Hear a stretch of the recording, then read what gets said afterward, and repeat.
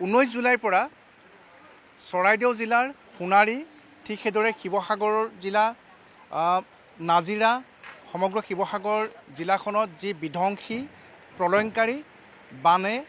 উটুৱাই নিছিলে তাৰ যি মূল কাৰণ হিচাপে ইতিমধ্যে চৰ্চা হৈ আছে যে মনত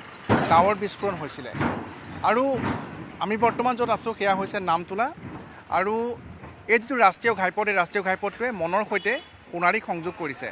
আৰু বহুতো ভুৱা বাতৰি ওলাই আছিলে যে মই যিখন দলঙৰ ওপৰত বৰ্তমান থিয় হৈ আছোঁ এই দলংখন সম্পূৰ্ণৰূপে বানে উটুৱাই নিয়া বুলি বাতৰি ওলাইছিলে ছ'চিয়েল মিডিয়াত প্ৰচাৰ হৈছিলে ঠিক সেইদৰে ইয়াৰ যিটো পথ সেই পথটো সম্পূৰ্ণৰূপে বিধ্বস্ত কৰি বানে উটুৱাই লৈ যোৱা বুলি খবৰ ওলাইছিলে কিন্তু সেইটো সম্পূৰ্ণৰূপে মিছা কিয়নো আজি আমি ইয়াৰ পৰা প্ৰায় 20 কিলোমিটাৰ সুদূৰ মনলৈকে আমি গৈছিলোঁ কিন্তু মন টাউন পোৱাৰ আগতে আমি উভতি আহিব লগা হ'ল আৰু তাত আমি যি দেখিলোঁ মোৰ সৈতে সতীৰ্থ হানচেং আছে সোণাৰী সংবাদদাতা ঠিক সেইদৰে নবুল আছে আমি আটাইকেইজন আমি তালৈ গৈছিলোঁ আৰু তাত গৈ আমি যি দেখা পালোঁ যিটো চৰ্চা হৈ আছিলে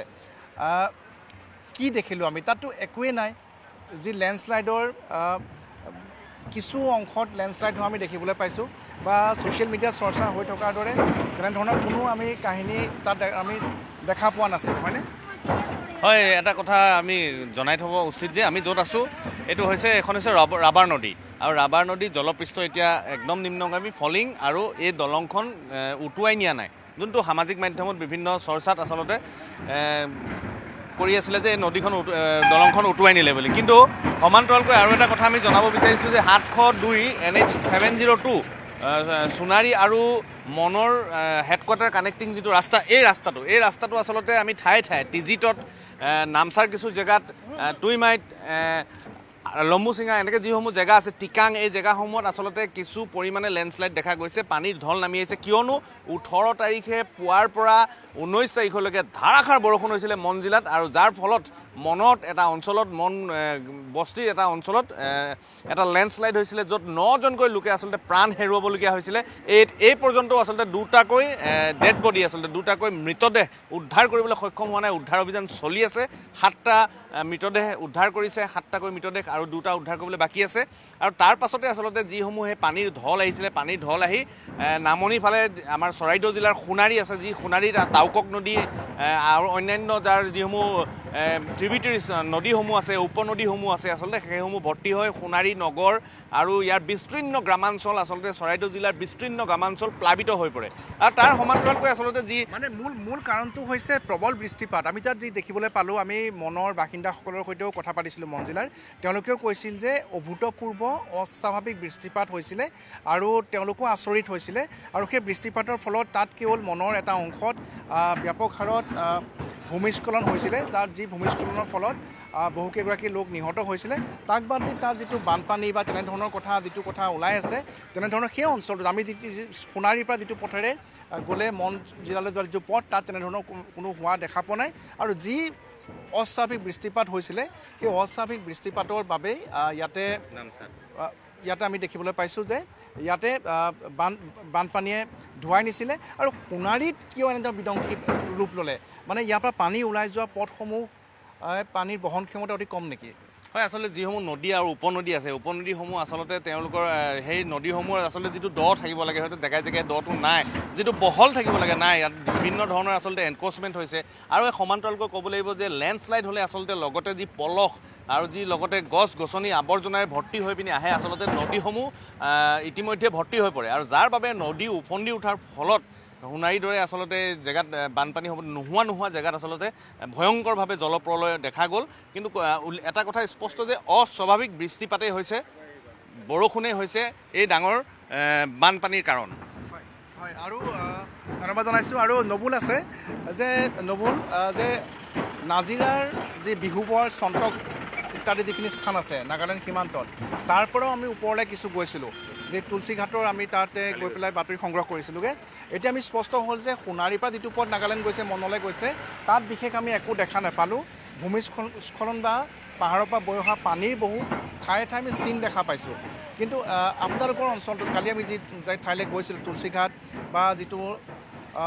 লংলেং জিলালৈ যোৱা যিখন দলং আছিলে দিখৌ নদীৰ যিটো তাত যিধৰণে বৈ আহিছে তাত আপোনাৰ হাতত কি তথ্য আছে এই বৰষুণৰ কাৰণে হৈছে এইটো আচলতে 16 ঘণ্টা একেৰাহে বৰষুণ দিছিল নেৰানেপেৰা পৰা বৰষুণ 16 ঘণ্টা 16 ঘণ্টা হৈছিলে প্ৰায় ৰাতি 11 বজাৰ পৰা আৰম্ভ হৈছিল বৰষুণ আৰু 19 তাৰিখৰ পিছবেলালৈকে বৰষুণ দিছিল আৰু সেই বৰষুণৰ পাছতেই সমগ্ৰ সীমামূৰীয়া যিটো অঞ্চল আছিল সোণাৰীৰ পৰা এই অঞ্চলটোত কৈছিলে যে 14-15 ইঞ্চি ওপৰলৈ পানী গৈছিলে এই দলংখনৰ এই দলংখন পাইতে পানী বৰ্তমান বহুত তলত আছে কিমান পানী হ'বলৈ আপুনি নিজে অনুমান কৰক আৰু ইয়াৰ লগতে পাহাৰৰ নাগালেণ্ডৰ সীমাত যিখিনি অঞ্চল আছে সোণাৰী আছে মথুৰাপুৰ আছে এইফালে আপোনাৰ নাজিৰা আছে গেলেকী আছে বিহুবৰ আছে সেই অঞ্চলসমূহ প্লাবিত হৈছিল আৰু তাৰ পাছতেই এক ভয়ানক পৰিস্থিতিৰ সৃষ্টি হৈছিল তাৰ প্ৰতিটো উদাহৰণ আমি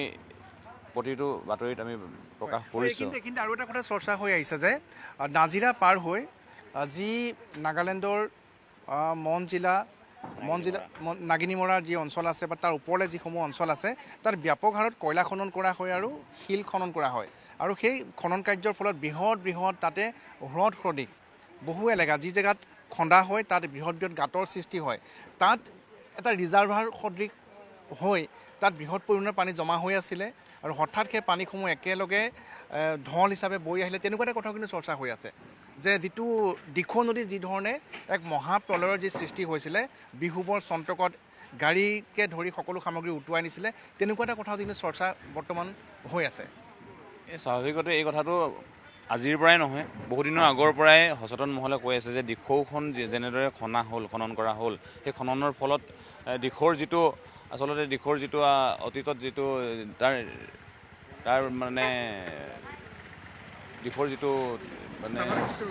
স্বাভাৱিক ৰূপ আছিল সেই ৰূপটো বৰ্তমান নাইকিয়া হৈছে দিখৌ নদীখন কোৱা হয় যে দিখৌ নদীখন আপোনাৰ এদিন এবেলা বাঢ়ে বুলি কয় যিহেতু দিখৌ নদীখন খুব চুটি নাজিৰাৰ পৰা আৰম্ভ হৈ ব্ৰহ্মপুত্ৰত পৰিছেগৈ আৰু পানী বাঢ়িলেও খুব সোনকালে নদীখন শুকাই যায় আৰু তাৰ কাৰণে সেই স্থানীয় লোকসকলে ভাবে যে দিখৌখন যদি বাঢ়িছে খুব বেছি এদিন থাকিব পানী আৰু তাৰপাছত নদীখন শুকাই যাব কিন্তু নদীখন যিহেতু বহল হৈ গৈছে বহল হৈ যোৱাৰ কাৰণে নদীখন যিমান ঠেক হ'ব পানীৰ সোঁতটো বেছি সোনকালে যাব পাৰে কিন্তু এতিয়া বহল হৈ যোৱাৰ লগে লগে পানীখিনি যেনি যায়গৈ আৰু সাগৰ সদৃশ পৰিৱেশ সৃষ্টি হৈছে আৰু তাৰ কাৰণে পানী যাবলৈ পানী ৰৈ যায় তাত নদীখনত যিহেতু বিহুবৰ যিটো অঞ্চল সেই বিহুবৰ অঞ্চলটোত শিল খনন কৰাৰ ফলত এক বৃহৎ এৰিয়া আপুনি কালি দেখিছে সেই বৃহৎ এৰিয়া এক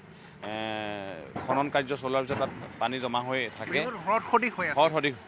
হৈ আছে আৰু তাৰ বাবেও হয়তো এনেধৰণৰ বান সৃষ্টি হ'ব পাৰে হয় এই ক্ষেত্ৰত আমি আহ্বান জনাম অসম চৰকাৰক যে বিশেষকৈ নাগালেণ্ডৰ সেই অঞ্চলসমূহলৈ গৈ বা বিহুবৰ চন্তক বা তাক পাৰ হৈ মনলৈ যোৱা পথত বা লংলেঙলৈ যোৱা পথত তাৰ কাষত যিধৰণে খনন কাৰ্য হৈছে সেইখিনি এবাৰ পৰীক্ষা কৰি চোৱাটো অতিকৈ প্ৰয়োজন আছে যে তাত জমা হৈ থকা পানী হঠাৎ